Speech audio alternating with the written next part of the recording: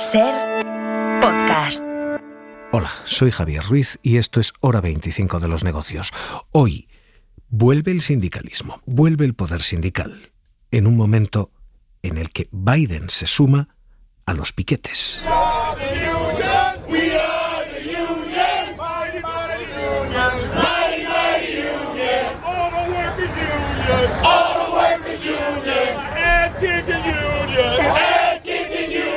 Son los piquetes sindicales a la puerta de las grandes constructoras de automóvil, de General Motors, de Ford, de Stellantis.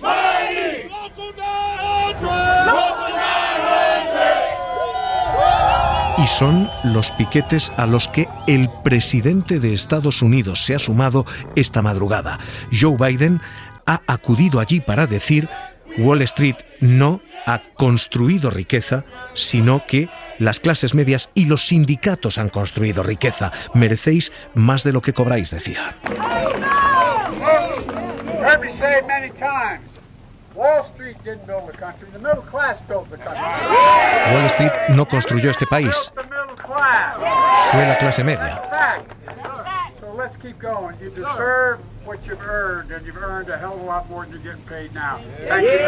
Merecéis lo que cobráis y tenéis que cobrar más de lo que estáis percibiendo ahora. A Joe Biden hoy un periodista le ha preguntado: ¿un 40% más? Y la respuesta ha sido contundente: sí. Es un presidente americano en un piquete sindical. Y es verdad que hay una batalla política en todo esto. La batalla política es entre Donald Trump y Joe Biden, porque cuando Donald Trump ganó las elecciones, tuvo el mayor respaldo sindical desde tiempos de Reagan. Donald Trump hablaba y pescaba entre sindicatos. What's happening to our auto workers is an absolute disgrace and an outrage beyond belief. Auto workers are getting totally ripped off by crooked Joe Biden and also diciendo lo que está pasando en los trabajadores del sector del automóvil es una vergüenza absoluta, una indignación increíble, pero culpando a Joe Biden. Porque se está mandando construir vehículos eléctricos que nadie quiere. Y hay que recargarlos, espero que no vayáis muy lejos porque hay que enchufarlos a la luz. Este es el argumento de Trump y este es el sexapil de Trump ante los sindicatos. Lo que argumenta Trump es: hay que evitar que esos coches se vayan a China. Así que lo que está diciendo Trump y la apuesta de Trump ante los sindicatos es la del nacionalismo económico. Frente a él está un Joe Biden que hoy, megáfono en mano, decía que lo que hay que hacer es un reparto algo más justo de los beneficios, que lo que están ganando las grandes constructoras de automóviles, las grandes factorías, General Motors, Ford, la propia Stellantis, no pueden quedárselo los directivos y los accionistas, ha de llegar a los trabajadores.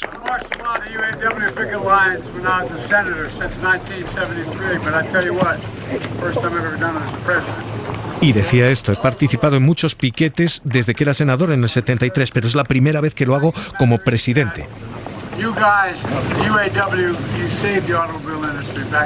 Es histórico, decía, que el inquilino de la Casa Blanca esté con los trabajadores, pero merecéis un aumento significativo.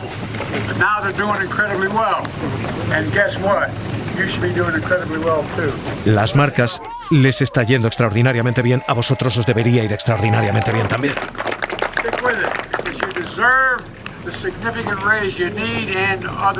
Merecéis una subida de salario significativa. Hay, como se ve clarísimamente, una batalla política por seducir el poder sindical en Estados Unidos, entre Trump y entre Biden. Y es verdad.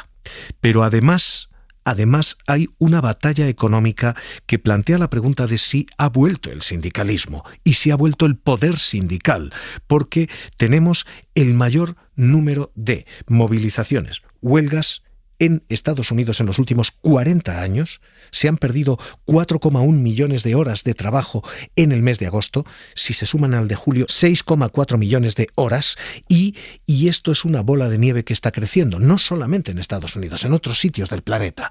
Pero al mismo tiempo, las tasas de afiliación a los sindicatos siguen cayendo y siguen languideciendo. Así que la cuestión es si están volviendo los sindicatos que están planteando nuevas estrategias. This is about who we are as a country. What do we believe as a country? Do you truly believe that $15 an hour? Do you believe $8 an hour? Con nuevas figuras como Schwein Fein, que es un histórico hijo de sindicalistas, sindicalista histórico, pero estratega de las huelgas, que no está parando todas las factorías, sino solo algunas, para permitir que los cofres y las cajas de resistencia de los sindicatos puedan pagar a quienes hacen la huelga y esas huelgas puedan durar más. No son huelgas generalizadas, sino localizadas que permiten extenderlas más en el tiempo. We've asked for 40% pay increases, and the reason we asked for 40% pay increases is because in the last 4 years alone, y que plantean medidas como estas, 40% de aumento porque los directivos se han subido el salario un 40%.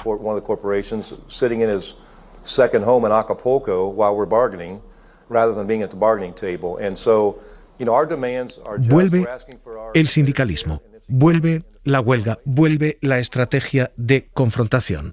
Ahora mismo empieza a dar la sensación de que sí, allí y aquí, de manera localizada y muy quirúrgica, pero estamos viendo huelgas como la de los escritores, autores y actores.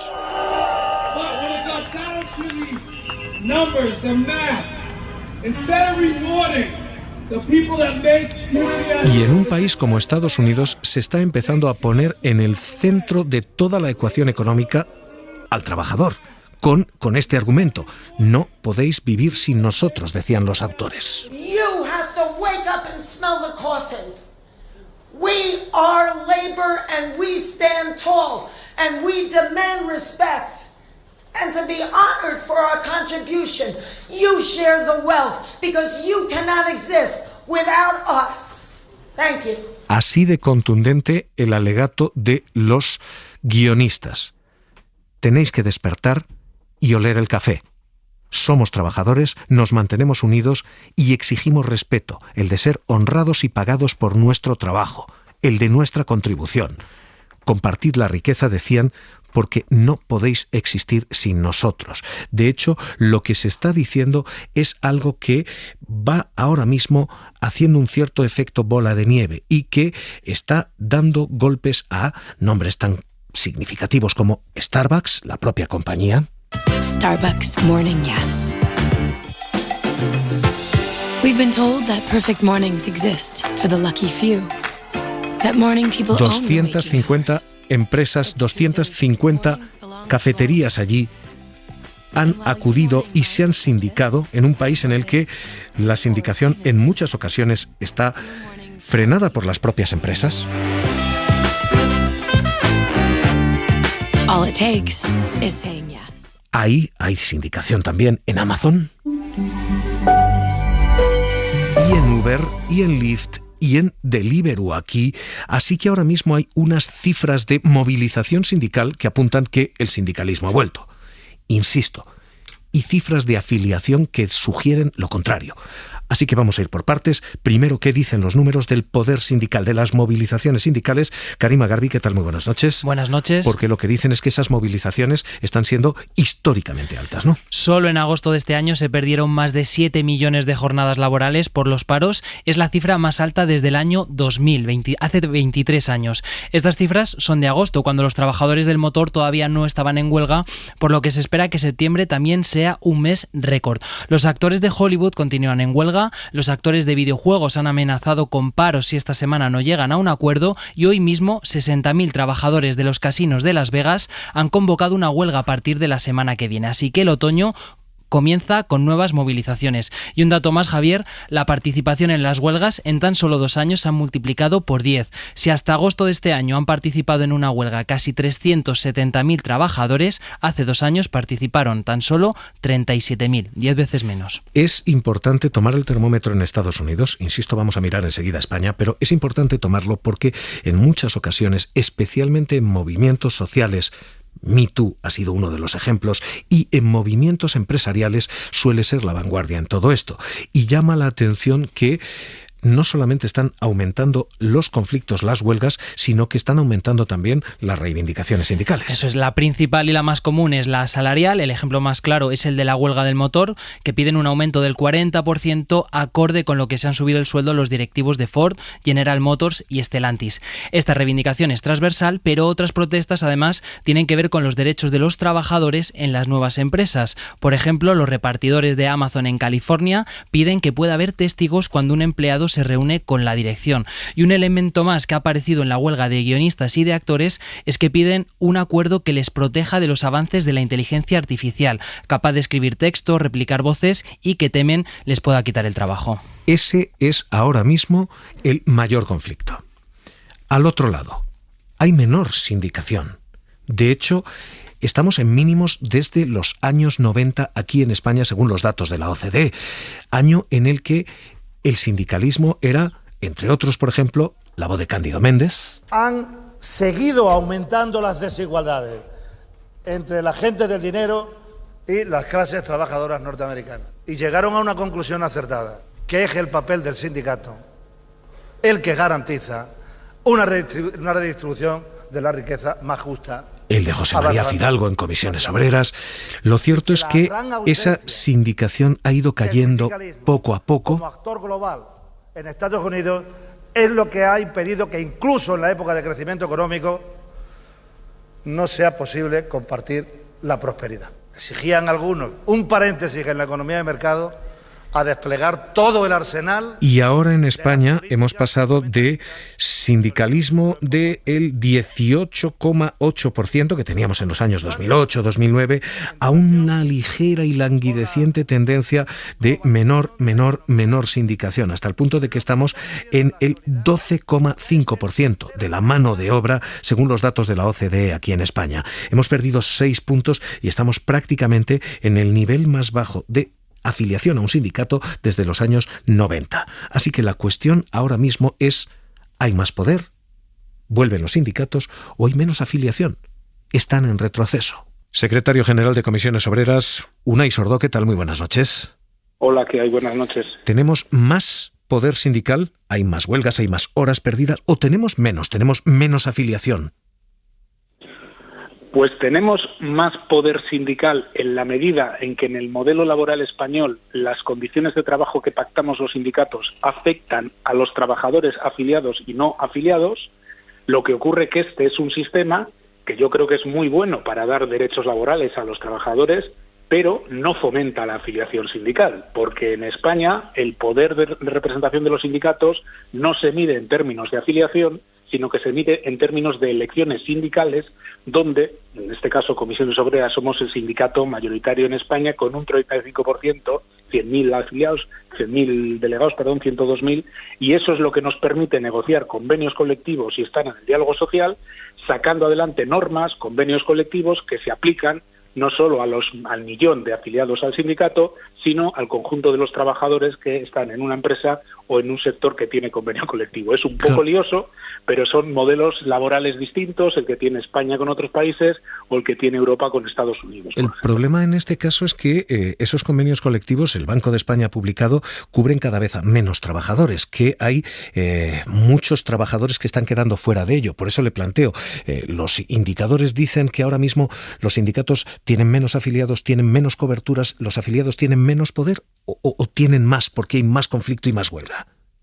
Bueno, estas estadísticas a veces se dan de los convenios colectivos actualizados y vigentes, ¿no? Lo que no quiere decir que los trabajadores no estén protegidos por el convenio colectivo. Porque en España, sobre todo desde la última reforma laboral, existe esto que llamamos la ultraactividad del convenio. Es decir, el convenio mantiene sus condiciones de trabajo incluso aunque esté caducado.